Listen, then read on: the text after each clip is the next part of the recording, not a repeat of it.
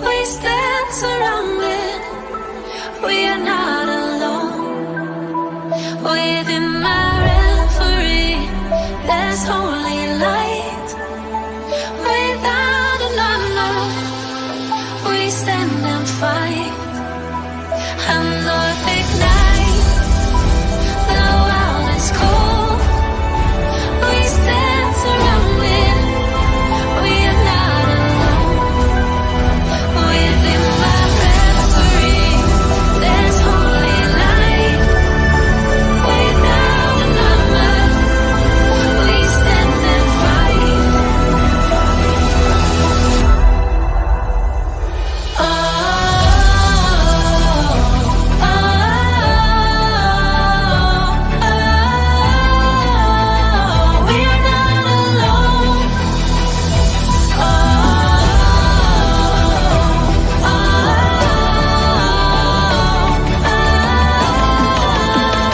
we are not alone. All right, everybody, welcome to the PPR channel for a special Christmas Krampus night that we have in store for you. I am the paranormal pastor, Ezekiel Kincaid, and I have along with me our resident Burnett Beth, the cook of the PPR network. And Dustin is playing Twisted Metal right now, as you can see. And up on the top right corner of Hollywood Squares is our special guest for tonight, Papa Woof. So y'all, welcome everybody. We've got in the chat right now, PW, Face the Ace, Steven. Welcome. Glad that y'all are hanging out with us tonight. Thank y'all for stopping by. So, Zeke, are you going to use this as an excuse to make yet another sock puppet for Papa Wolf? I could. Oh, heck yeah. We If you could want do a a sock, I'll Krampus make puppet. a Krampus sock puppet for you. You really should. You should have. You failed. You failed as a friend. Well, I'll make one for next time. So what happened with that, Papa Wolf, is several weeks ago we had another special guest on, and Bethany was messing with me and was like, "Oh, is this a real special guest, or did you just have some sort of sock puppet?"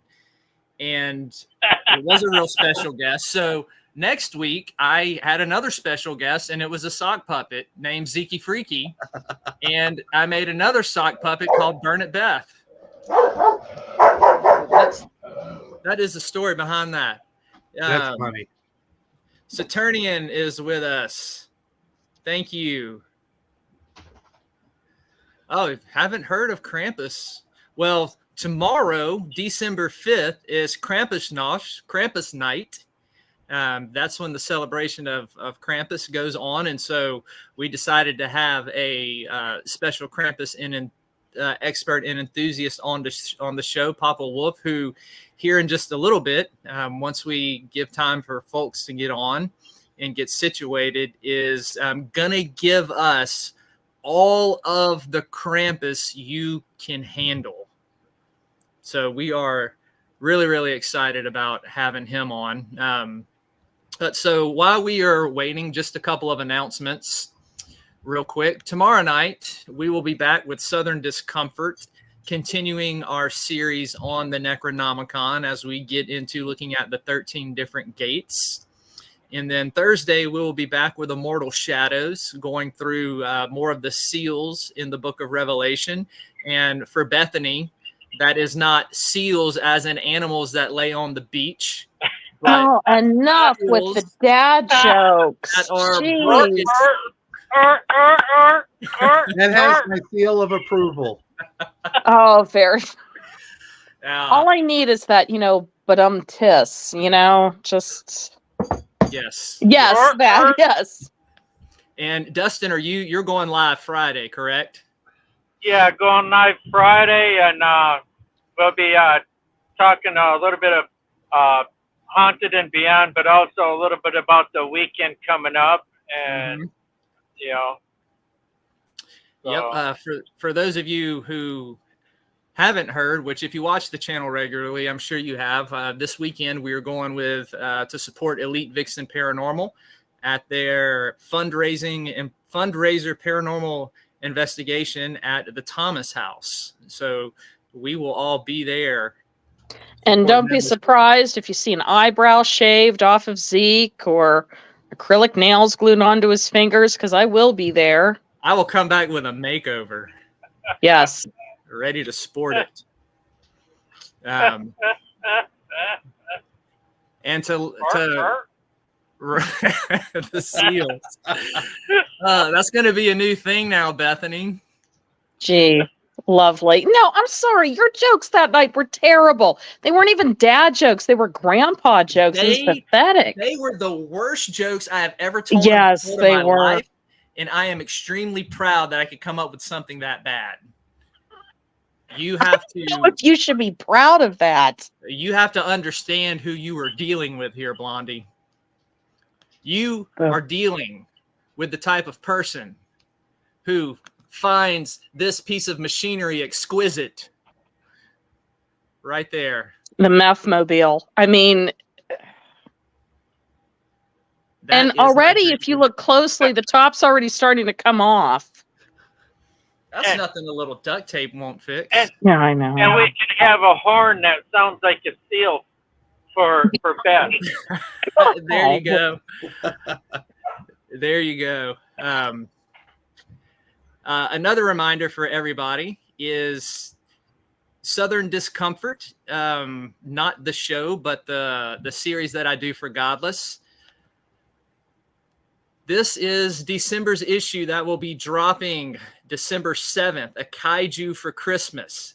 It is a creature feature, extreme horror mixed with a little bit of Lovecraftian flair. It's only 50 cents on Godless. It is the last issue, wrapping up season 1 of Southern Discomfort. And then January, we will kick off a whole new series.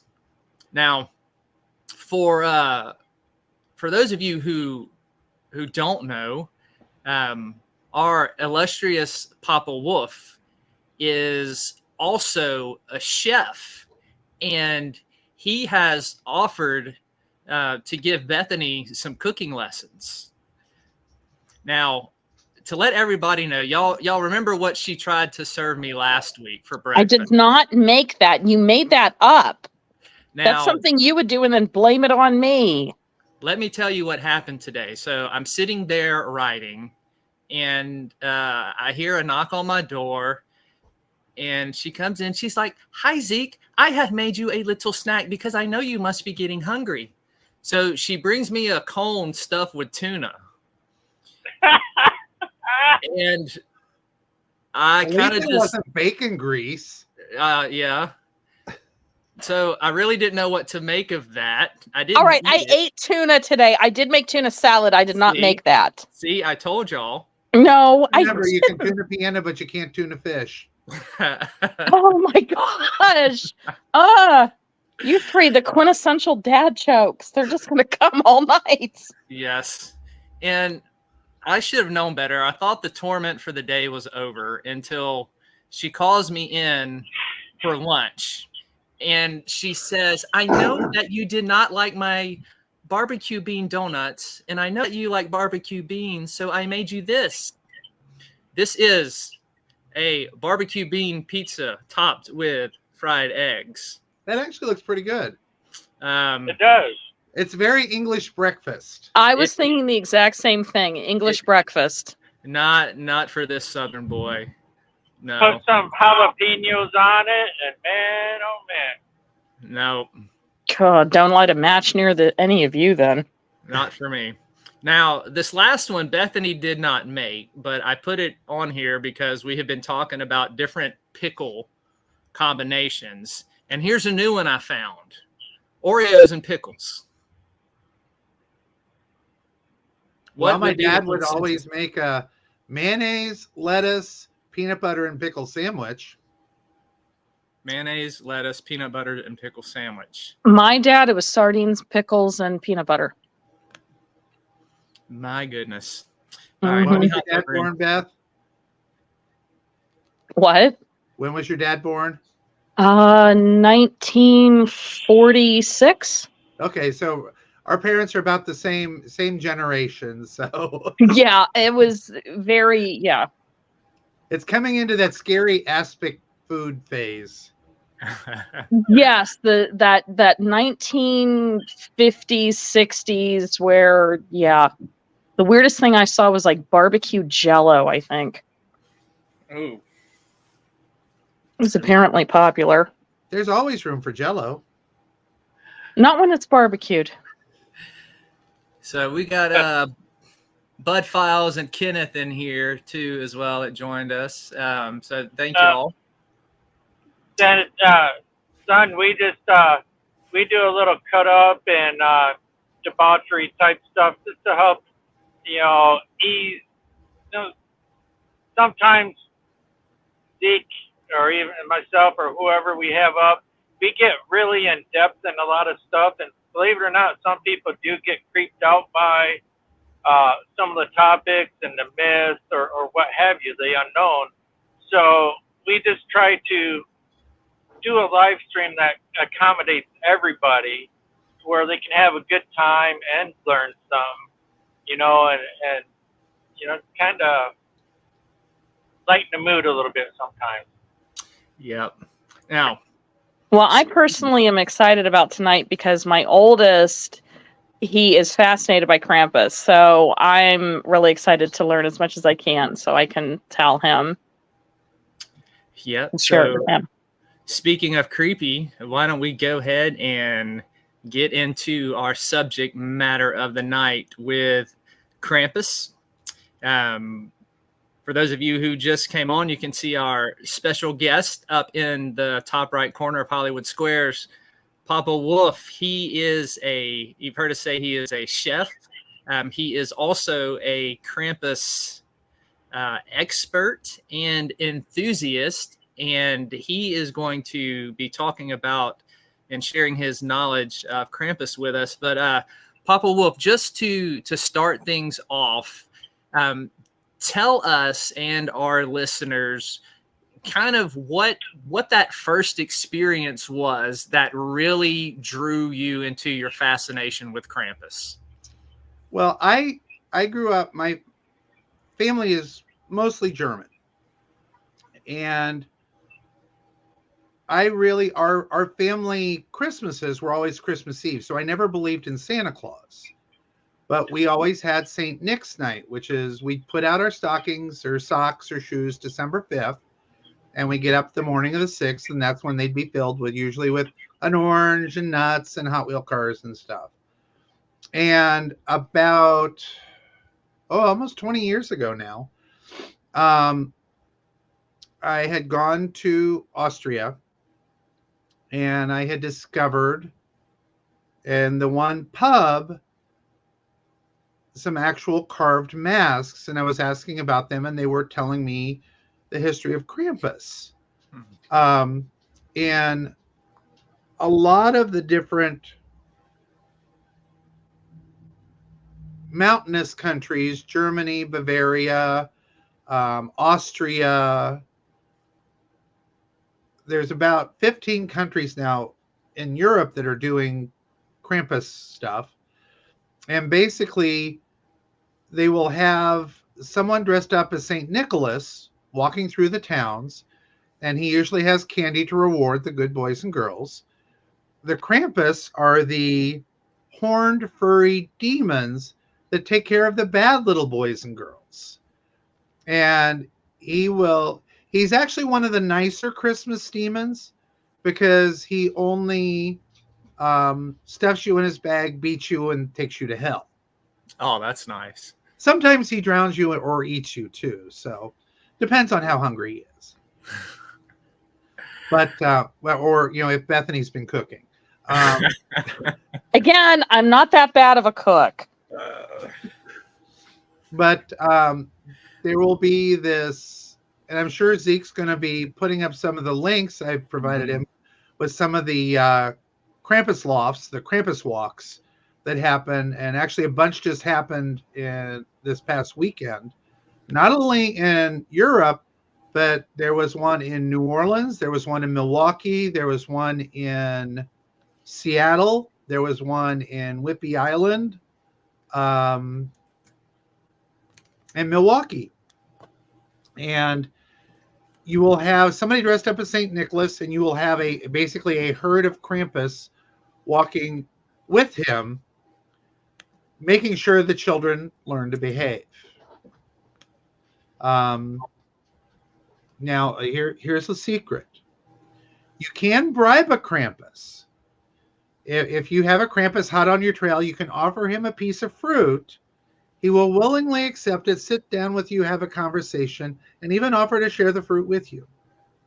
So that's your get out of jail free card with Krampus. Okay. All right. So it's something Bethany doesn't have to cook, so she won't kill the Krampus. Love you, Now, Bethany. and by the way, my oldest had walked in, he was listening, and he said, "No, you're not that bad of a cook, but you have burnt noodles before." So thank you so much for that, guys. I appreciate it. You're welcome. You are very welcome. Now, before we kind of let you fill us in on the history, Krampus has been portrayed in all kinds of different films, especially within the last decade. Yeah. Oh, yeah. In your opinion, which one of those movies, or maybe it's more than one, really capture I guess we could do two things. Which one captures the history of Krampus the best, and which one captures like the essence of him the best? There's probably two, I would say. The big movie Krampus, which is amazing. That one, the thing with that movie, though, you never actually see the Krampus's face. Mm-hmm. He actually wears a flesh mask out of one of his victims. They tell a lot of the history about him, especially with the bells. Yeah. Because a Krampus will normally be carrying his whip, and he'll be wearing bells, so you know where he is at. The other one, which we're actually going to have on the FFB movie night on Twitter this week, it's on Tubi. It's called Krampus Unleashed, which is a great movie that shows a lot of what happens when you piss a Krampus off. I'm very much for practical effects, so there's a lot of them out there that I just do not like. Absolutely. I'm with you on that. I think everybody on this panel is with you on the practical effects, for sure. So why don't you go ahead and kind of start wherever you want to, but fill us in on the history of Krampus, because there is a lot of misinformation out there that kind of gets spread around about his origins, who he is, what he does. So go ahead and just rock our worlds. Well, basically, he dates back to the 12th century. There is a long documented history of him being either one of two things, either being the cohort of St. Nicholas, which has evolved to the U.S. Santa Claus, or as being his servant. You a lot of times see Krampus wearing chains, which is supposed to symbolize his subservience to St. Nicholas. Or he will actually walk alongside St. Nicholas. Primarily, the stories of him originated in Germany, which Krampus was actually outlawed during the Nazi occupation. And if you were caught even talking about Krampus, it was caused to be put to death. Because Hitler saw Krampus as the devil. Interesting. And there's a lot of myth, legend, and lore about the histories and how he's evolved He's really has taken off here the last, I would say, probably 20 years or so. In the U.S. I got my first, excuse the dog, my first experience with Krampus in 2006 on a visit to Austria. I got my first Krampus head from Austria Oh, y'all are gonna love this. in Check this. 2009. Now if you Google Krampus, you'll see the Krampus walks all through Europe, the US, and everything. The majority of the European heads will be these heads. This is actually a carved wood head. And these are real horns. The thing weighs about 15 pounds. Wow. And they will wear anything from kind of a post-apocalyptic outfit to the full-on Krampus suits, which are made out of the long-haired goat. Yeah. Suits, which you figure a 15-pound mask with 20 to 30 pounds of skins on you, and these guys are bouncing around like they're nuts in the Krampus walks today.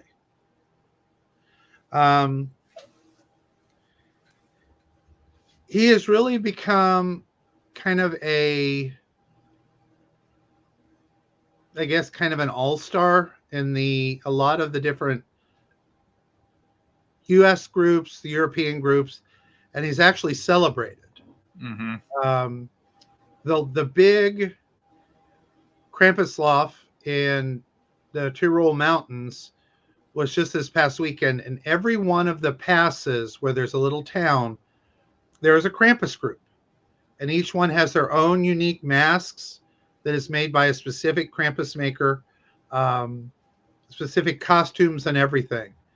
And the kids absolutely love the Krampus. Mm-hmm. I mean, it's kind of hysterical. I've seen it both with Krampus and with my werewolf costumes. Kids love scary shit. Yes. But the adults, they'll piss themselves. Yeah. It's like we were talking the other night, and when you were sending me all those links to the videos, which everyone in chat, I've been putting links in the chat to these videos of these different festivals, and just telling you, like, oh my gosh, like I wish I would have had something this terrifying as a child. I mean, it was absolutely incredible. Yeah. Now, this isn't just guys doing this. This is women. This is kids. I have seen little 3-foot Krampuses running around over in Europe, and it's absolutely hysterical because they are as serious about it as the adults are. They've got their belt on and their whip, and they're just running around trying to put the fear of God in everybody.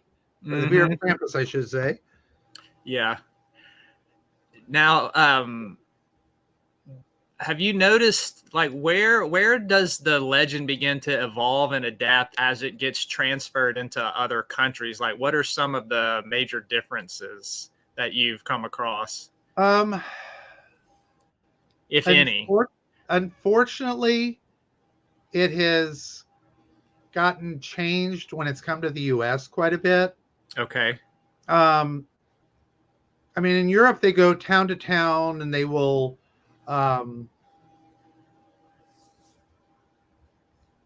go into the different pubs, and I've even seen Krampuses playing accordions as they walk in with the group of the pubs and everything.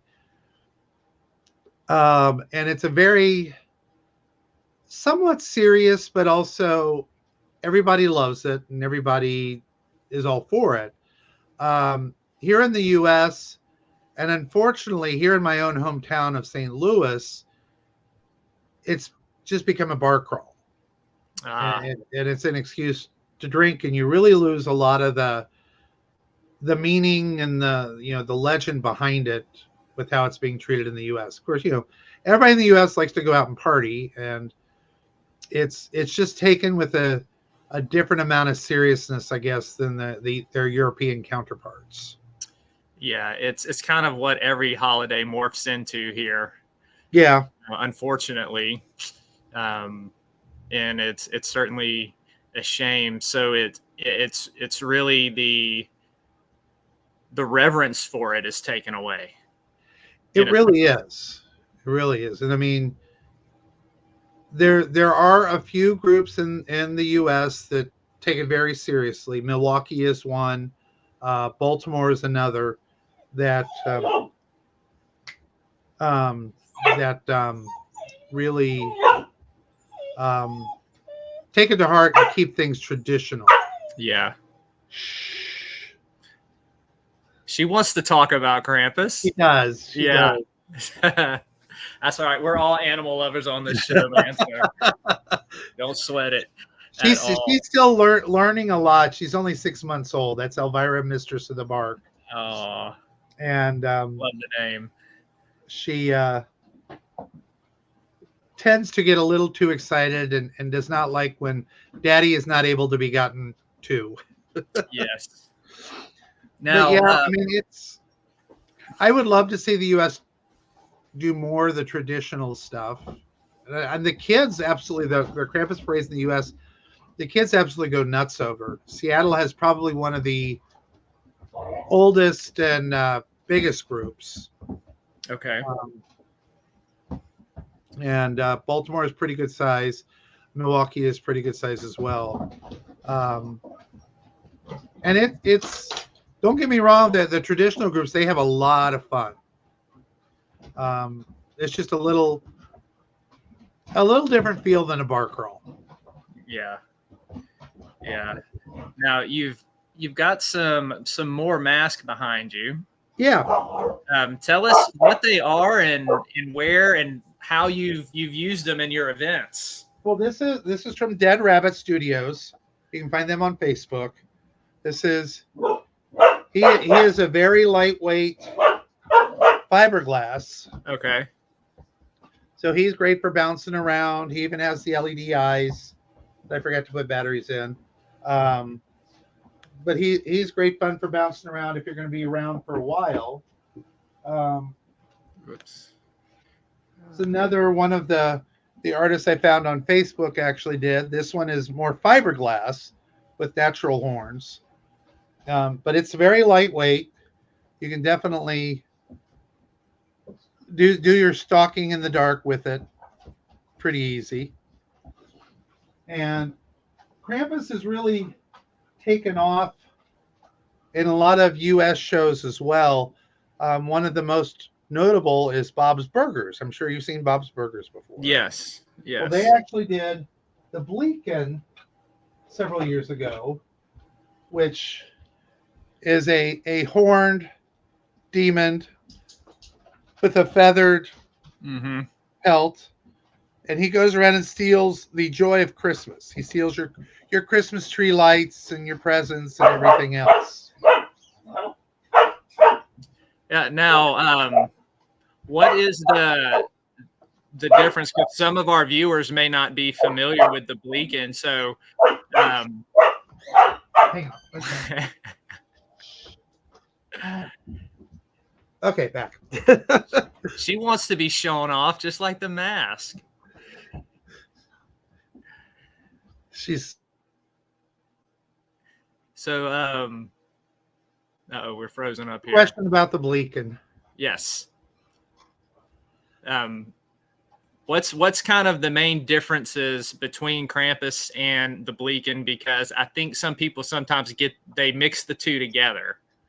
Well, the Bleakin is more. It's a one-shot deal on Bob's Burgers, and it's one of my favorite all-time episodes.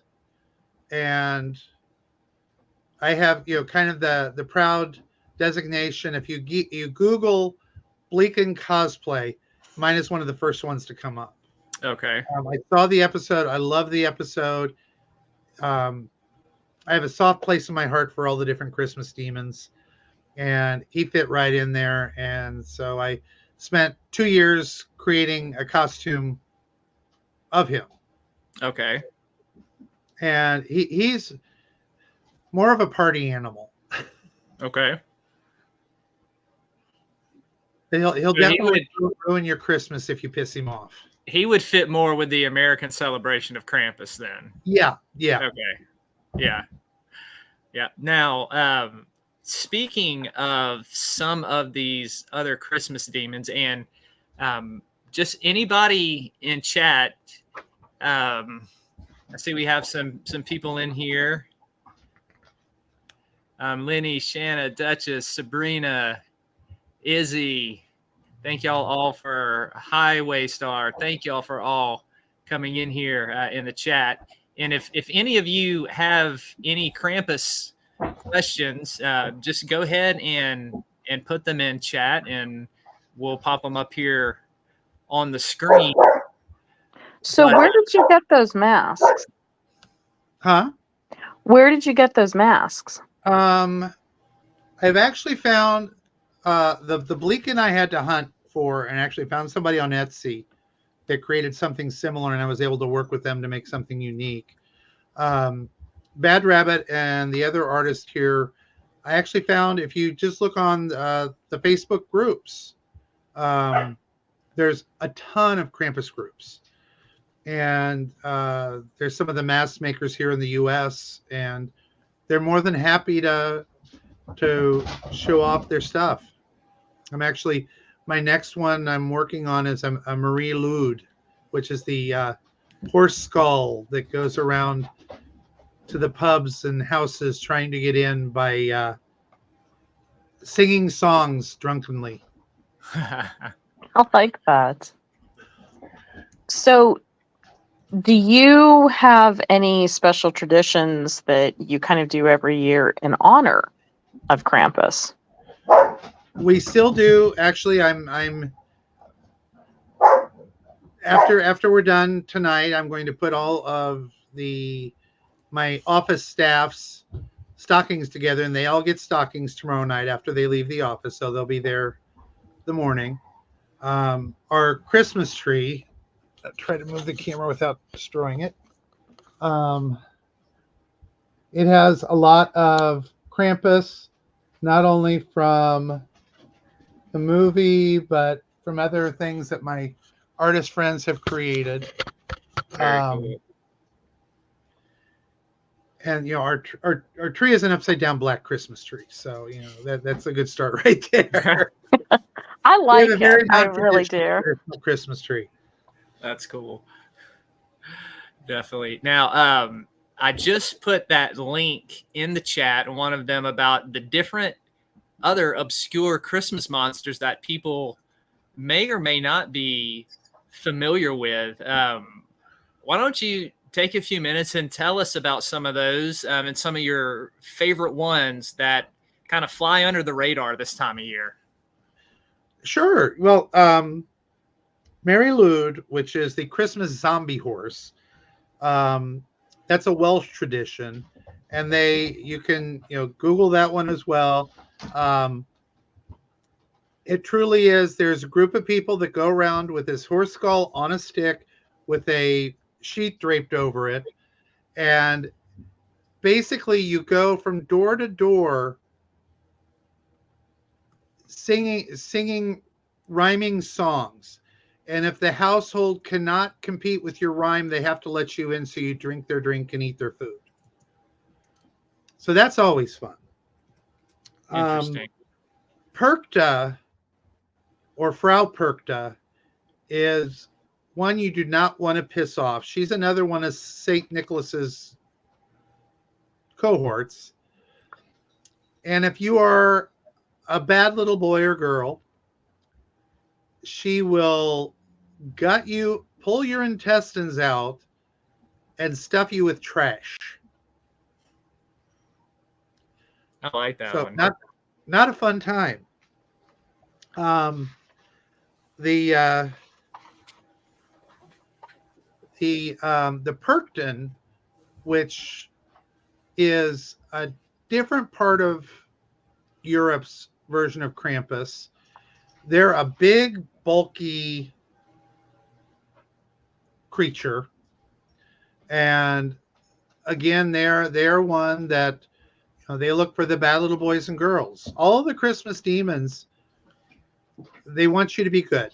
That is the big thing. And the ball cat, which is one of the familiars of Perkta, if you are not wearing your new Christmas clothes, he will actually come after you. Oh.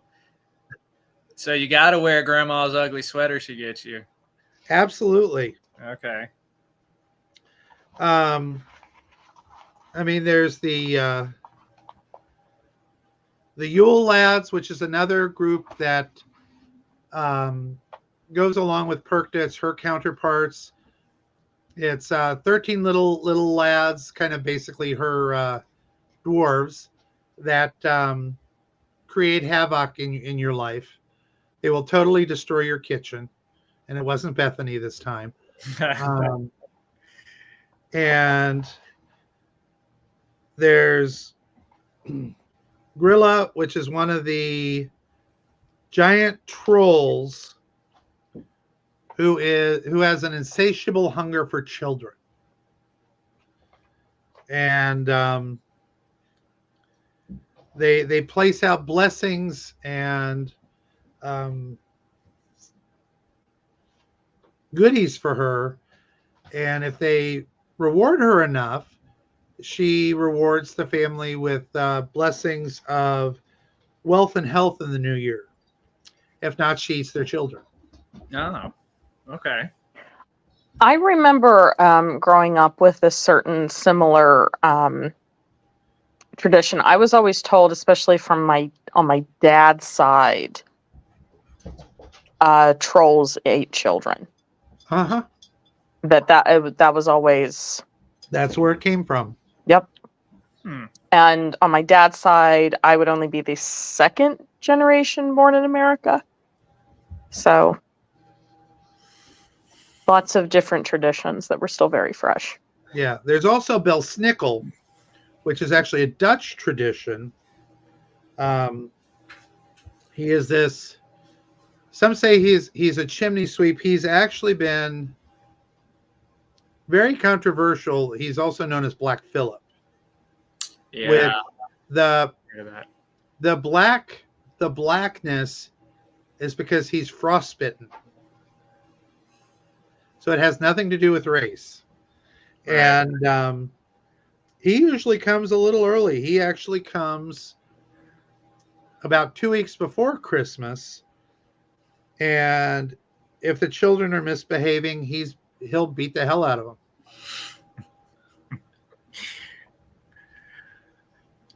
But there's there's such a great history of the different Christmas demons, all in the same vein of trying to get kids to behave. Right. Which I don't know if you all agree, and your listeners will agree. We really need some of these Christmas demons in today's world. Summon them now. Yes. Oh man. Now speaking of beating and like the switches and stuff, like I know there's this whole big history behind the switches of Krampus and some of these other demons about the use and how all that developed. So maybe fill us in a little bit on that historical part. Well, a lot were basically a lot depended on where they were from and what was available. Okay. Krampus, you will either have a bundle of branches, usually birch or aspen.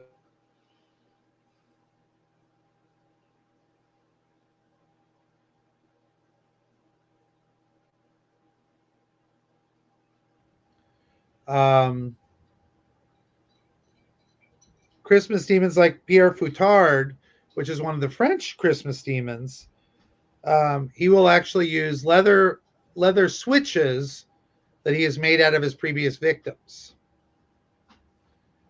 A lot has to do with basically what the demons can get their hands on or claws Okay. on, as it may be. Okay. Now, let's say, one of our viewers or somebody watches this and they happen to find themselves over in Europe one day around this time of year and actually confront Krampus. Does Krampus have any weaknesses, and how do you defeat him? You can always offer him a piece of fruit. That's it? Just offer a piece of fruit? That's pretty much. That's it. If you are a pure of heart, he's fine with you. If you've been a little hellion, your ass is grass. Yeah. So there's no fighting him either and overcoming him, right? Well, you have to look. The word Krampus is based on the German word Krampen, which means claw. Mm-hmm. Okay. And Krampuses have really nice claws for disemboweling people if they need to. Yes. Yes. So yes, do not try to engage with Krampus. Offer him a piece of fruit, and pretty much if you're a turd, you're done. You're done for. Yeah. There's no hope for you. No hope at all. I'm going to hop over here. I have a couple of more links that you sent me that I want to put in the chat real quick. And Krampus is also really popular in the U.S. You can get tikis and everything with them. And he even has the kids in his sack peeking out of the top. I love it. But Krampuses will either have a sack or they'll have a harvest basket strapped over their shoulders, and that's where they stuff the kids. In Germany, there was actually a female Krampus that would come after the gentlemen who decided to play around on their wives. Now, is that any connection with, I'm sure you've seen one of the mini Krampus spin-offs called Mother Krampus? Yeah. Is that the connection? There's Mother with Krampus, that? there's Sister Krampus. Yeah, that's... Okay. Yeah. Okay. Yep. And just to let y'all know, you can find a lot of these Krampus movies on Tubi. Yes. They are chock full of them. So you can get on there, and you're going to be doing Krampus Unleashed for your FFB movie night this Friday, correct? Yep. Correct. I am going to. I put your personal Twitter link in there. I'm going to pull up the FFB movie night link here in a minute, and while I'm doing that, kind of tell them a little bit. I mean, I know you went into it with us a little bit before, but for the people who are new, kind of tell how that FFB movie night started and what it is. We are a group of horror movie lovers that if you've ever watched The Last Drive-In on Shudder, when Last Drive-In wasn't playing, we got together on weeks and we were watching reruns and stuff, and the group that we were with kind of fell apart, and we were watching one of the classic horrors called Street Trash, which for those of you that haven't seen Street Trash, I definitely recommend it. It's Great, where a liquor store purveyor decides to sell this prohibition liquor that he found in the wall of his liquor store, and when anybody drinks it, they melt and explode. And we were watching this as with our little group that it had by then become during COVID, and we were just desperate for interaction with other like-minded people. And we started after this night, which was literally a night of drunken debauchery and hysterical jokes and pictures of vintage aspects and anything else that we could pop up during that time. We decided to start making it a weekly happening. So every Friday night at 8 p.m., you can go to FFB Movie Night on Twitter or X or whatever the hell they're calling it these days. And usually Wednesday we post our movie of the week, and then we do a live tweet along with it. Mm-hmm.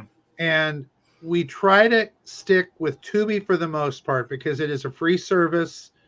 The commercials are not obnoxious like a lot of the other services are. Mm-hmm. And it's just a chance to get together, to have fun. Being an adult sucks, and this is a chance just to be silly, relax, and have a good time with other like-minded individuals. Yep. And I would encourage anyone, if you've never done the FFB movie night or any type of watch party like that online, do it. It is a lot of fun.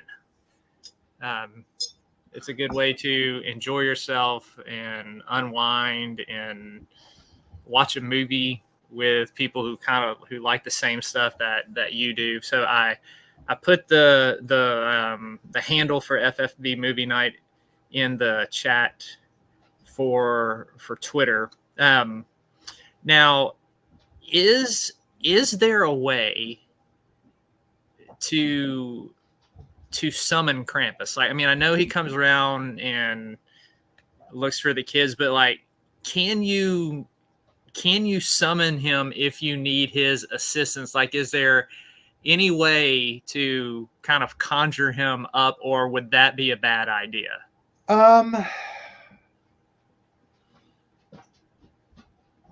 There are legends where you can conjure him with rune stones. Okay. But it is one of those things where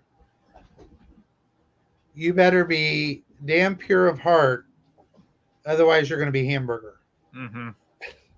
And the movie we're watching this week, Krampus Unleashed, that's exactly the premise of the movie. You find out what happens when somebody tries to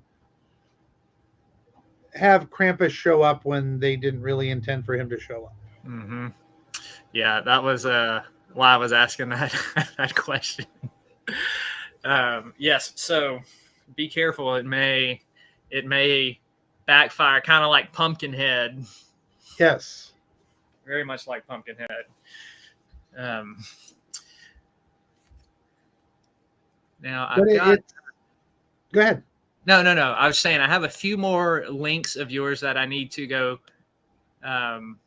put here in the chat. But go ahead, finish what you were saying, or what you're going to ask. It's one of those things where it's not necessarily good versus evil with Saint Nicholas versus Krampus. It's more so of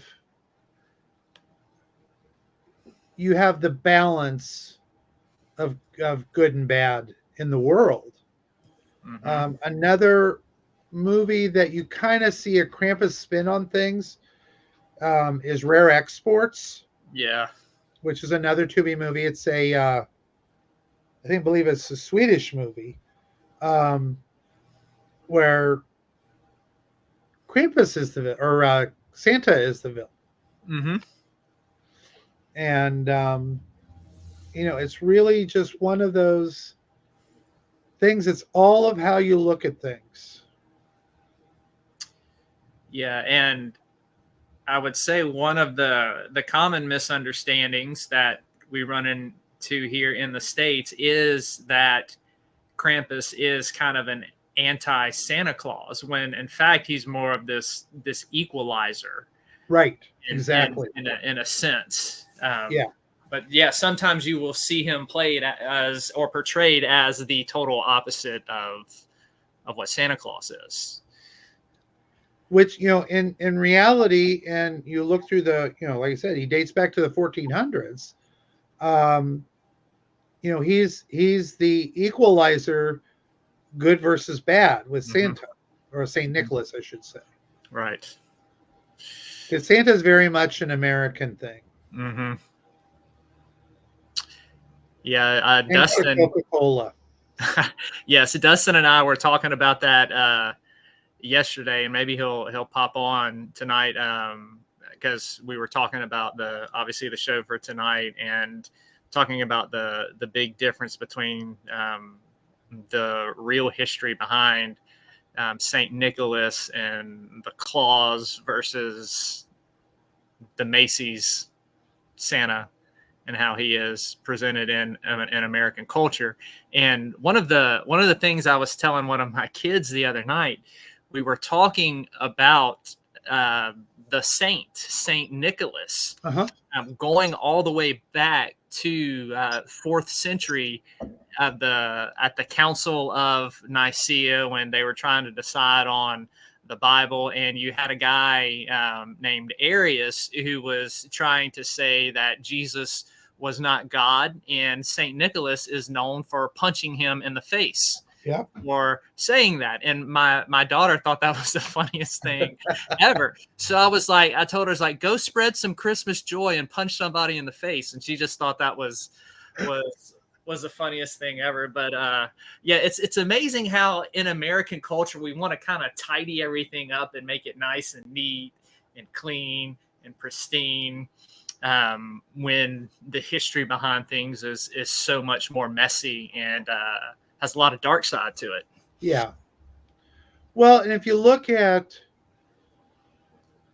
European traditions versus U.S. traditions, St. Nicholas versus Santa Claus, I mean, most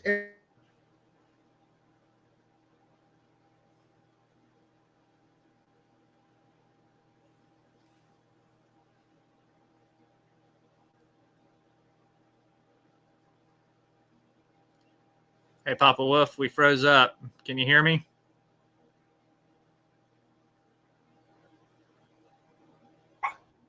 there we go. You froze up for a second. Okay. Go ahead. Repeat. Basically, the German, Dutch, Eastern Europe cultures, St. Nicholas rewards you with a stocking full of goodies. He doesn't reward you with an iPod or the latest game system or whatever like U.S. Santa does. Mm-hmm. I think one of the best kind of explanations of how far the U.S.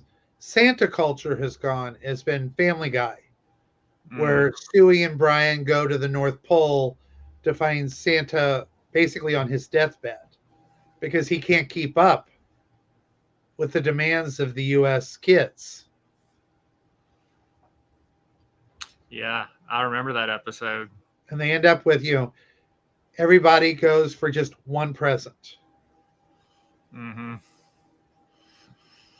I mean, how many people go into debt every year, getting Christmas presents? Mm-hmm. It's gotten, so far away from the thought that counts to I want it and I want it now. Yeah, very materialistic, consumer-driven type of society and mentality that we find ourselves in. Yeah. In this culture. So, and the true spirit of Christmas and Krampus is nothing remotely like that at all. And what we were saying earlier, it's every kind of holiday that the U.S. gets a hold of, it morphs into something totally out of pocket from what the original context was. And so that's why it's so important to keep doing shows like this, where we are constantly bringing up the historical aspect behind all of these things so that we don't lose it, especially here in the United States. Yeah. I mean, we've gotten so far away from the original thing, and I'm not even talking about the whole religious aspect of things, but just the whole tradition of family and being together at the holidays and enjoying each other's company. Mm-hmm. I would agree with that. Absolutely. Now, Bethany, are you still with us? I think she's off cooking. Hello, Blondie. Bethany. Yeah, I was sorry. What? Hey, Space Cadet, come back. I was going to ask and give you the opportunity to ask Papa Wolf anything that may be going around in that beautiful mind of yours. Questions? You know you're on thin ice if you just paid me a compliment. I always pay you compliments. We love you, Bethany. Oh, thank you. I always give you the chance to bust his manly parts on Twitter. Yes. I know you do, and I love it. That's, just to give a little history of how we met, that's how all three of us met. Bethany and I met Papa Wolf on Twitter. And I think we all really started becoming friends and talking because Bethany and I were going at it on Twitter one time, and he thought it was the funniest thing ever. And he started instigating it. Yep. Yeah, he does. He instigates. I love it, though. I really do. Yep. So, So- any questions for him, baby?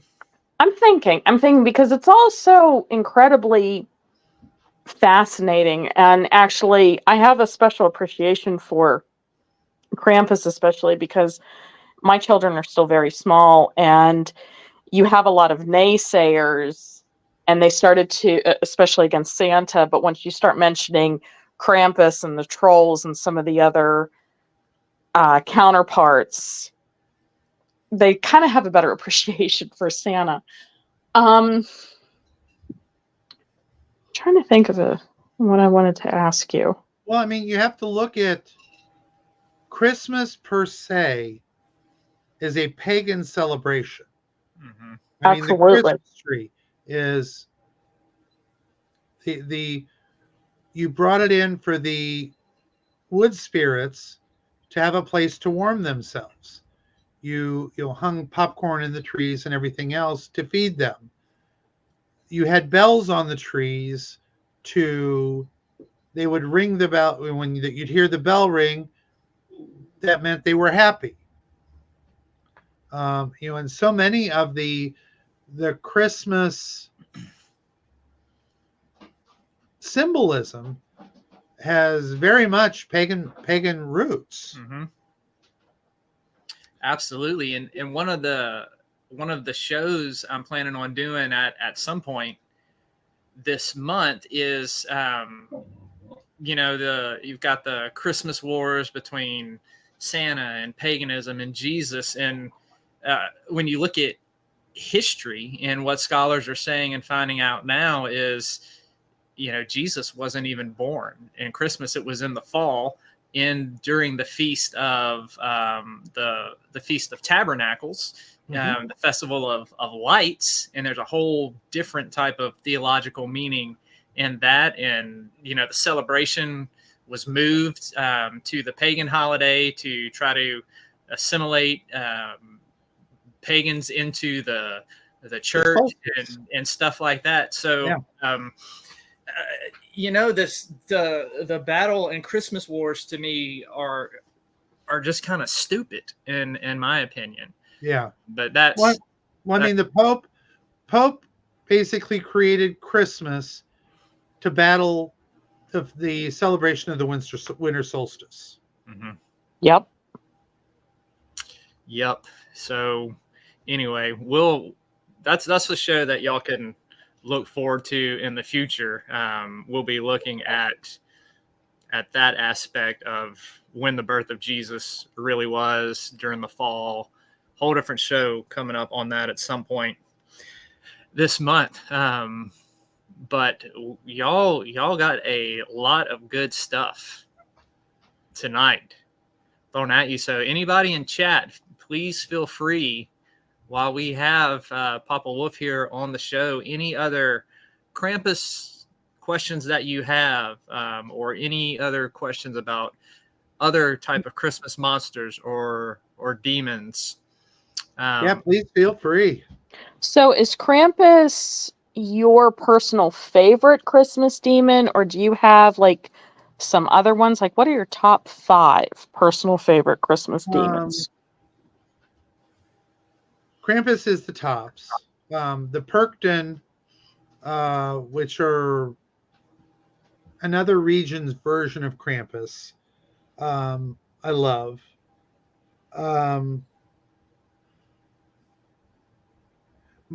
I think a lot goes back. I was very much bullied as a kid. I mean, I went through 8 years of Catholic grade school hell, and was basically bullied with the teachers and the administration doing nothing. And I found horror as my outlet. And I have always, looked at the monster as being misunderstood. And it's the same thing with Krampus. He's not a villain. He's just the equalizer in things. And, it's the same thing with, a lot of monsters. They've been made the bad guys because people are afraid of them. Yeah.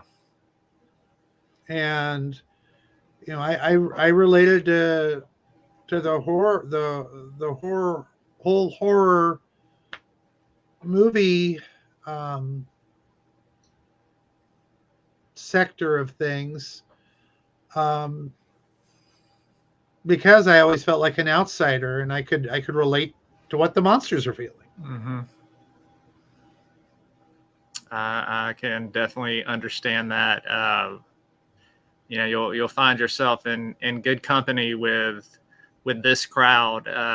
All of us have a background and a story of what it was that drew us into that. And some of our stories include a lot of emotional and physical pain and trauma. And there's something about horror, and this is my attraction to it. You have the instance of survival, right? Your main characters go, in a lot of these movies, they go through absolute darkness and hell, and they survive, and they come out on the other side. And for me, in some of the things that I've been through in my life, that's how I relate, is that survivor mentality. And so it's always cool. And this is why I always ask every guest that we have, or any person that I meet, like, what was it that drew you to horror? Because we all have a background and a story about how something in our life helped us relate and drew us to it. So thank you for sharing that. Yeah, and one of the reasons I love costuming, cosplay, whatever I do, my primary costumes are mostly growly creatures, werewolves, Krampus, Bleakin, and so on.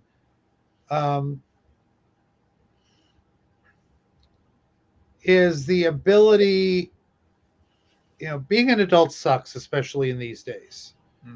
When I worked at a haunted forest for years. That was actually at our Renaissance Fairgrounds here in St. Louis. Okay. And it was so amazing to be in full werewolf. And you can see pictures on my Facebook and everything of him. I actually luckily have friends. If you ever have heard of Verdon Manor in Thrylvania in Terrell, Texas, the original makers of the werewolves down there made my big werewolf. And it's just so nice to be able to put on the fur, put on the mask, forget who I am for a little bit, and become the character. Mm-hmm. And one of my favorite stories is I had a solo scene the one year. It was a kind of a lean-to building with straw around it, and it was lit by a single tiki torch. And I was just standing there perfectly still, my big werewolf, leather collar, broken chains, wrist cuff, broken chains. And this group of high school girls goes walking past, and they're commenting on how stupid the prop looks. Well, I waited till they walked past. I strolled out onto the path behind them, got within about 6 foot of them, shook my wrist chain. Loud screams. They go taking off running, and all at once, oh my God, I just wet my pants. And you can hear the staff at the other scenes just cracking up because she's just screaming about how she wet her pants. Oh, But that's amazing. the thing of it is the girls had a blast because that's what they were looking for. They were looking for that release from normal life. That's why we like to Sure. be scared. Yeah, Mm-hmm. absolutely. Real life is scary. We want something we can actually relate to that doesn't relate to the washing machine blowing up. God knows that's scary. Right. Yes. Yeah, something that's gives our mind a little bit of an escape to help recover, so we can deal with the real horrors of everyday life. Yes. Because God knows we've got enough real horrors in life in this day and age. Yes, we do. Absolutely. We live in a house built in 1884, and I'm telling you, we got horrors here. Oh my gosh, I can only imagine. We live in a very unique neighborhood. About 4 blocks down from us is St. Alexian Hospital, which is where the actual exorcism, the movie The Exorcist, happened at. Road trip, Bethany. I am very well versed on ghost history. Anybody wants to come to St. Louis, I'll be happy to give you the ghost tour. Actually, Zeke and I really should. You're actually the second person that he's known who lives in St. Louis. So I really do think we really do need to plan. I'll even cook you dinner and teach you how to make it. Yes, I'm barely surviving over here. Again, people, I did not bake those recipes at all. That is a figment of Zeke's imagination. Papa Wolf, I tell everybody, the stuff she feeds me, my immune system is going to be so high. If a zombie outbreak does happen and a zombie bites me, it's going to die. Well, I can tell this is where all the gray came from. Yeah. Yep. Yeah, I keep telling Zeke to, just, especially as he gets older, just let it grow out so he can play Santa. Just remember, if it tastes like almond, don't eat it. Why would you tell him that? Come on. I mean, I have some special recipes. I have to start all over again. Bethany, I need to send you the recipe for Shits and Giggles brownies. You make half of them with X-Lax and the other half with pot. Oh yeah, well, at least he won't be in any pain. He should be kind of happy while he's sitting on the toilet. No, you know what would happen? I'll tell you what would happen. She would make those things, and then she would forget about it. And then she would forget what she made them with, and then she would go eat them herself. And then she would be like, oh my God, I'm so sick. Zeke, I don't know. I ate those brownies that I made you. I don't know what's wrong. And you know what? Why don't you go ahead and tell Papa Wolf how you made ground beef in the crock pot, okay? Even Yeah. I'm not that bad. Well, I tried an experiment and it didn't work. You try to do ground beef in the crock pot? Yeah, I wanted to see what would happen. Okay. Look up the recipe for loose meat from Iowa. Okay. It's kind of like sloppy joes, but you actually make it in the crock pot. It's actually really good. Okay, so I was sort of close on some. See, Bethany. Yeah. Eat it, Blondie. You win this round, but I'll I be win back. every round. I'm like, you don't. Yes, I do. Dustin. Oh, what do we got there? Tarantulas. What are these? Too bad Vicky's not here. She's terrified of these things.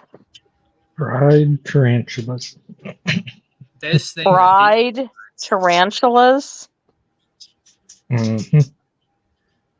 I've eaten bugs before. It's not my big thing. I mean, I'm a chef. I'm really adventurous. I like trying new things. Yeah. I mean, about the only things bug wise I'll eat are mud bugs or crawfish. I've eaten stuff and it's okay, but it's not my thing. Yeah. Now, you actually have. I'm gonna put your website up here. Bad Dog Grill. Yep. Why don't you tell our folks a little bit about that real quick while I'm getting the link? We had a restaurant for 6 years, and many of the recipes that everybody loved at the restaurant when we were unfortunately lost the restaurant because our asshole landlord raised our rent so much because IKEA opened up here in St. Louis. I've been posting the recipes online. And if anybody wants, during COVID, one of my projects was actually putting together a recipe book of our family recipes and some of my favorite recipes and recipes from the restaurant. I've got about a 50-page PDF I'll be happy to give you for free of fun recipes to try that have all been tested and are pretty easy to do for most anybody. I don't do super crazy stuff. I mean, one of my culinary idols is actually Vincent Price, because he actually had a cooking show in Great Britain, like Julie Child did. Yes. Yes, I actually have one of his cookbooks. I'm a huge fan. It hadn't done you any good. Which one do you have, Bethany? He had made it it was one of his last ones. It was in the 70s. The favorites book. Yes, the favorites. That come into my kitchen. Yeah, I've got that one, and I've got his big one, which when he and his wife traveled, they got recipes from all of their favorite restaurants across the world. And it's an amazing cookbook, but there is nothing in that cookbook that I could ever make. If you want to listen to something really, really funny on YouTube, there is a recording of Vincent Price on how to cook a small boy. Oh, don't let Bethany get a hold of that.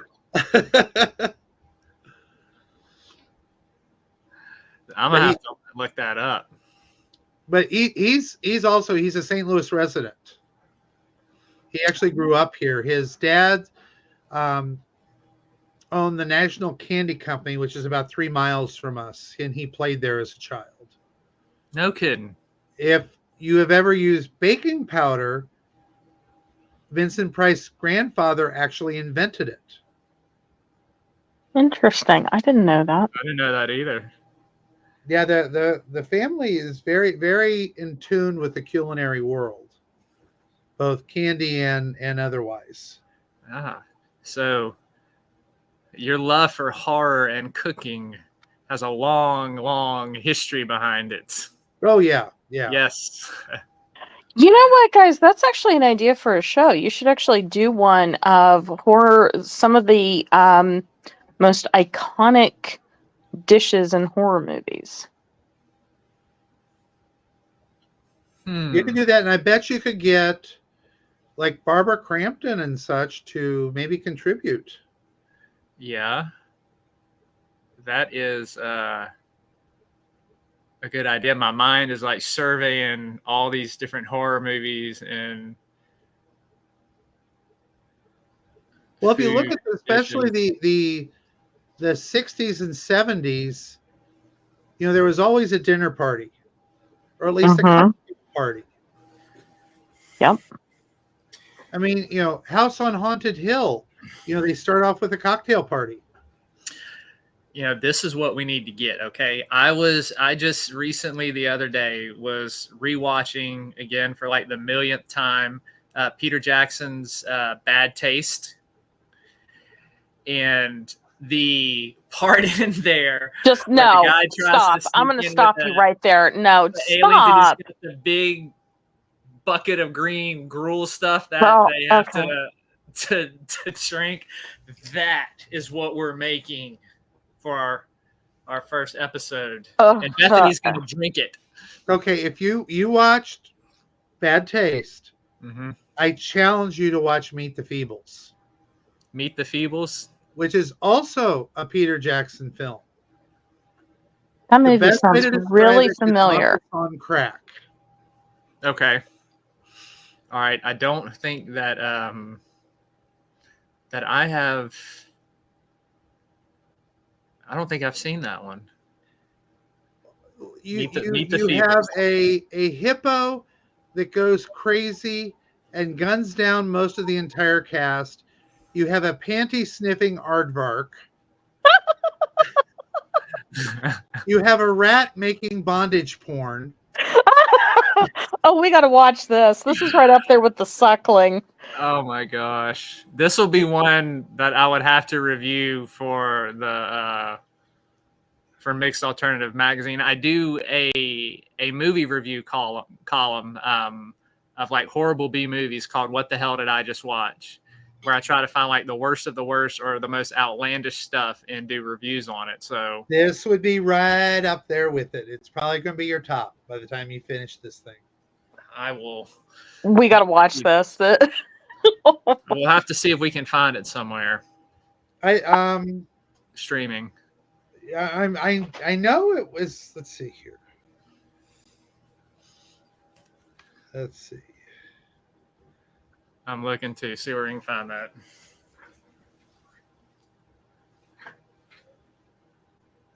It's saying Tubi. Probably it's is. I mean, I think that's where we. How have I not seen this one before? This was Peter Jackson's student project.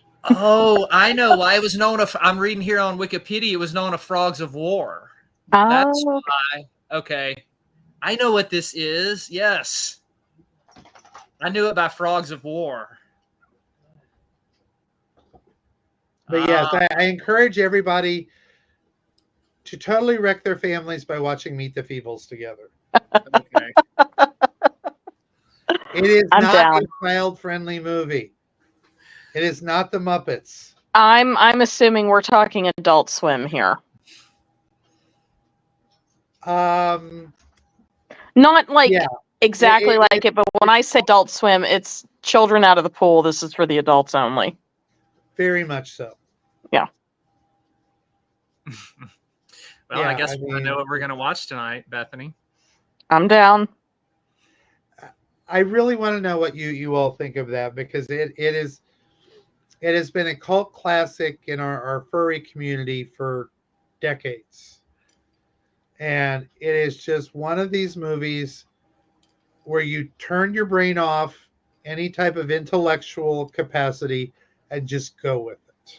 All right. I'm down. I love those. I have to think all the time with school and work. I am so up for this.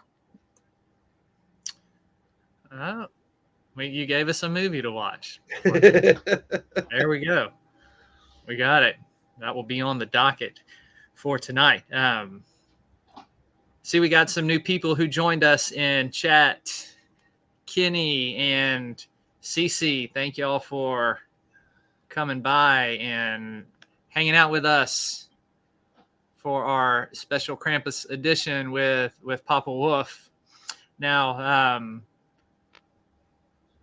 we're going to be wrapping up here pretty soon. So anybody in chat who has any type of question for Papa Wolf, please go ahead and put it in chat. And you might not. I mean, he's done such a great job of covering everything and explaining it. That he has. So when it comes to, what do you serve whenever you're kind of celebrating Krampus, like food and drink wise? I would probably go with more of like, you could even do something, something as simple as sausage and sauerkraut, a very German meal.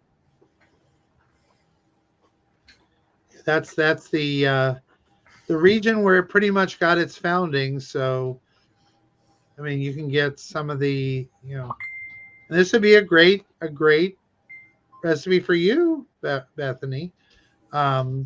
Smoked sausage, cut it up, throw it in the crock pot, dump sauerkraut over it, chop up some potatoes, throw that in, let it cook all day, and you're done. Easy. Now, do you, okay, here is a question, because did you ever rinse your sauerkraut? Or do you let it? Personally, I like what's known as the Bavarian sauerkraut. It's the sweet sauerkraut. Okay, because the way that caraway seeds in it. Yeah, I'm familiar with that, but the way that my relatives always did it is they would rinse it and soak it in water to get a lot of the brine off. And so when they did serve it, it was a bit sweeter. I will drain it. If I'm going to do the true traditional sauerkraut, like sauerkraut and pork, I'll do like a pork loin or something like that, and cook it. Basically just dump it all in the crock pot and let it cook all day. I will drain it, but I won't rinse it, because you want that acid to actually tenderize the meat. Yeah, no, again, it's different. It depends on the region, but that was how kind of what my relatives always did. But they never really put it in the crock pot per se. It was usually either baked or in cast iron. Yeah. I mean, I will do, we are very traditional when it comes to like New Year's traditions. Same. We will always do pork, sauerkraut, which is cabbage for greens. Yep. Black-eyed peas. I try to hit all the traditions because we need all the luck we can get. Oh yeah. And, actually, same. And so, if you have the traditional sauerkraut, a good way to cut it a little bit is throw some cut up fresh apple in it. Yes, that's also another. I usually serve mine with apples because I do like it a bit sweeter. Yeah. But if you like the sweet, I would definitely say use the Bavarian sweet and sauerkraut, which you can usually find at the grocery store, because it's really, really good. Mm-hmm. And we do like the kielbasa sausage in it. It's awesome just to cook up with some potatoes, maybe some carrots and stuff. Now, throw it in before you go to work, and it's ready when you get home. Yeah. Now, one dessert that Zeke still makes fun of me for, especially for how I say them, and you should probably be familiar with them, are kolaches. Yeah. See? When I lived in Houston, we actually had a kolache store about 100 foot from the house. That was evil. But they're good, yeah. Yeah, they really are. And we've actually have several places that have opened here in St. Louis. Yeah, it's a yeast dough, so it's got that sweetness to it. You can do sweet or savory. Mm-hmm. One of the favorites is some shredded cheese and a little smoky inside the dough. Or you can do like jelly or any number of things, whatever you want to throw in. And just bake them up. You can do it with a good yeast dough. Mm-hmm. Now, we'll see if Bethany learns anything from this show. Oh my gosh. Cut it out. I'm not that bad. Bethany, Yes. message me and I will give you a recipe of the week to try. Okay. Oh, my work here is done. Including my bourbon brown sugar sloppy joes. Ooh. Yes, but he's an actual chef. Okay, I take it as a compliment, and I love trying new recipes. Yeah, and he's a very compassionate individual too. He's trying to help you succeed. And I'll teach you how to sneak the cyanide in. That's more what it is. All right, I'm waiting already for the know she's- laxative coffee, and yeah. I already know she's slowly poisoning me. It's no secret. But we did have a question for you, Papa Wolf. Yeah. PW, one of our faithful watchers on the channel every show, she was curious if Krampus had a wife or anything like that. Traditionally, no. But Krampus can be any gender. So it could potentially happen. You could have two Krampus meet up, when St. Nicholas wanders off and they hook up. Okay. But yeah, I mean, I know, men, women, kids that are Krampus. So, traditionally it started out as male, but over the last, I would say probably 30 years, women have gotten involved and also kids. Okay. But I'm sure that, you get that certain growling going that, it's going to catch somebody's ear and eye. Yeah. I need to do a Krampus love story movie. There you go. I'm going to scroll through and make sure that I did not leave anybody's questions out before we wrap up. Papa Wolf, we definitely will want to have you back on the show at some point in the future. It's been great having you here tonight. Yeah, I've loved this, and I'm open to I've done a lot of studying on werewolves through the world, and a lot of other monster history and trivia. So I'm full of useless trivia. So well, that's the best kind. I would actually, because I love werewolves. That's my spirit animal. Like that, by far favorite horror movie creature. I do plan on doing a show on werewolves in 2024. So I would love for you to come back for that one. Absolutely love to. And do that, because I just know from our past conversations, your love and knowledge of that is just like with Krampus. So it would be a real treat to have you back on here in the future for sure. Yeah, I've got pretty much. We got multiple werewolf suits. I think I have every werewolf tiki mug that's been ever made. That was another one of our COVID things we did was collecting tiki mugs. I even got a Werewolves of London tiki mug from the maker in Belfast, Ireland, who was supposed to do the Trader Vic's in London anniversary mug, but they closed before he was able to do it. Oh, okay. But I have one of the actual ones that was supposed to have been the Trader Vic's Werewolves of London. Well, you will have to show us some of those next time that you were on here. So everybody, we are gonna go ahead and wrap things here up in just a minute. Just a couple of announcements that we did at the beginning of the show.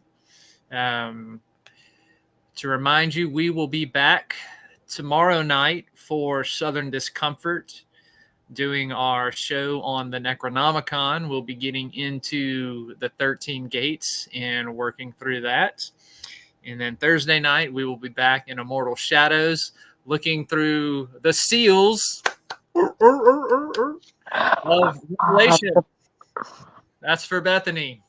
Not seals like the fat beach animal, but seals on a document. And now, every time that I say that, I am always going to make that joke because Bethany absolutely hates it. It's a terrible joke. Because you have a penchant for terrible jokes. Yes, it's who I am. It makes me who I am. Yeah, I know it does. We will be looking at the 7 seals. And now I can't say it without laughing. Move on. Just, gosh. Just let it go. Jeez. I can't. No, I it's seals, not walruses. can't. I'm never going to be able. Bethany balance a ball on her nose, though? I don't know. I could teach her that trick. You know what? As soon as we're done with the, live feed, I can tell you exactly what you can do with that ball. Oh, I can't wait to hear. I'm always up for hide and seek. Sure you are, dear. I'm never now going to be able to look at the book of Revelation the same again when I read the 7 seals because of that joke that I made. Thank you so much. Jeez. And then Friday, Dustin is going to be spearheading things on his live stream with some Christmas surprises for you. And then December 7th, Southern Discomfort issue 10 drops, a kaiju for Christmas creature feature here to meet all of your horror needs. And that's the thing about Southern Discomfort is each issue is different, spans the whole different subgenres of horror. Dustin is back on.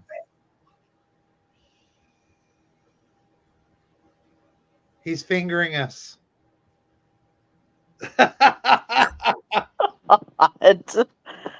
Aww. It's an elephant seal. There you go, Dustin. Thank you for that. That's the thing about this show is you never know what in the world is going to happen. We chase rabbits, things nosedive, the train runs off the tracks. Keep it interesting, everybody. But we're going to go ahead and call it a night tonight, folks. Thank you, everybody in chat, for coming out and listening and supporting us and supporting Papa Woof. Thank you again for having me. Oh, you're very welcome, man. This was great. Thank you for coming on the show. A real treat. You're a great guest. Free pass for life. It's been a business doing pleasure with you. It definitely was more pleasure than business. That is for sure. Were you saying something, Dustin? Yeah, I said he's got a free pass for life. Anytime you want, man. I can do St. Louis ghost history. I can talk about the St. Louis exorcism case, the Lemp family, werewolves. Awesome. Oh, well, then we're going to have you back on more than just once next year then. And yeah, Zeke, you and I are going to have to plan a trip because this is too coincidental. He's like the second or third person that's mentioned. Yep. We'll be taking a Now, trip. if you or anybody else is in St. Louis on a Sunday, the Lemp Mansion, which the Lemp family was the direct competitors to the Anheuser-Busch family until Prohibition. The Lemp or the Anheuser-Busch family, they survived Prohibition by making sodas and selling their brewer's yeast as baker's yeast. The Lemp family fell on hard times during it, and because of all the wonderful lead pipes in their house, all proceeded to go crazy and kill themselves. And the mansion every Sunday has a family-style dinner where they just start bringing bowls and plates of stuff out. And you can actually walk through the house where there's been 5 suicides, including the one of the brothers shooting the dog and then shooting himself because he didn't want to leave the dog behind. Yeah, that was very nice of him. How thoughtful. Yeah. Very considerate. But they have great food there, though. But it's a really trippy feeling walking into that house. Our one friend, his phone literally just loses its mind, and he can't get GPS or anything after being at the house. Yes, we are familiar with those type of experiences with some of the places we have investigated. So that's another thing we'll have you back on and talk about haunted places there in St. Louis and Missouri. Yeah, because I've even been down into the caves under the city. Ah, nice. Oh, yeah. We got a lot more to talk about in the future then. A whole lot more. We'll save those for some more shows because we can go on and on and on tonight. I would love to. But we're going to save that for some future episodes with Papa Wolf, talking about the paranormal and werewolves and whatever else may come up on this show that features stock puppets at times. I want to see a Krampus sock puppet, damn it. I will have to work on one. Now, I just to tell you, my artistic ability is only in writing, nothing else. My sock puppets, a 4-year-old can make a better sock puppet than I do, but that's what gives them the charm. All right. I will have to show you the sock puppets real quick. Oh Lord. I really went all out. I'll show you Burn It Beth. Now, Yeah, this is what he thinks of me. All right, this. I got the most expensive thing that I could find This is how he views me. for her hair. Okay, this is Burn It Beth. And Yeah, this is a bag from the Dollar General. yeah, that's Sure. what he thinks of me. Yeah. And you Well, can at least he went Dollar General and not Dollar Tree. actually, it might be Dollar Tree. It's the Dollar Whoever Tree. has the yellow bags, It's the Dollar Tree. Okay, like and then you can see the fire on her. And Dustin and I are in the process of kind of making a little Burn It Beth cafe to go along with it.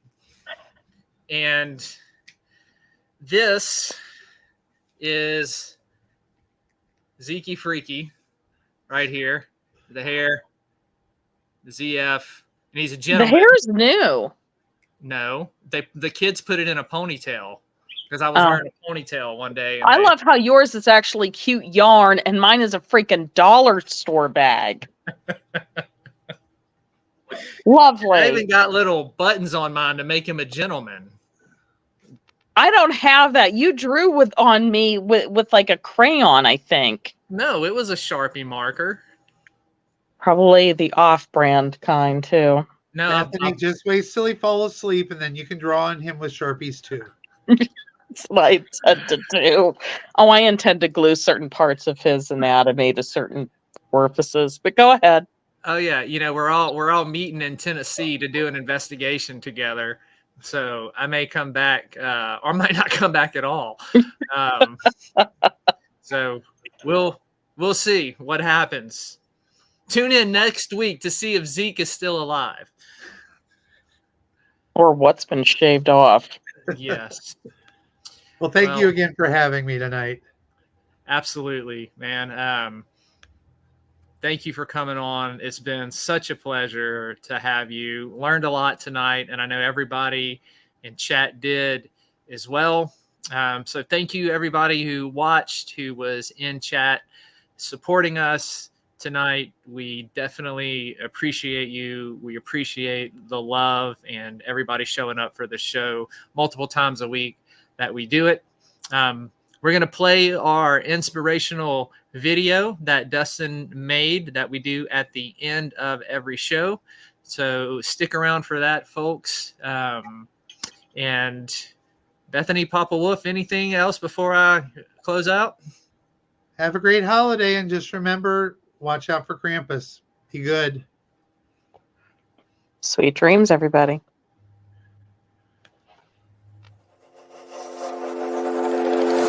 Is this what giving up feels like? I don't know, I don't know. Tell me, have I lost my mind? Nowhere to go, so far from home. Is this what giving up feels like?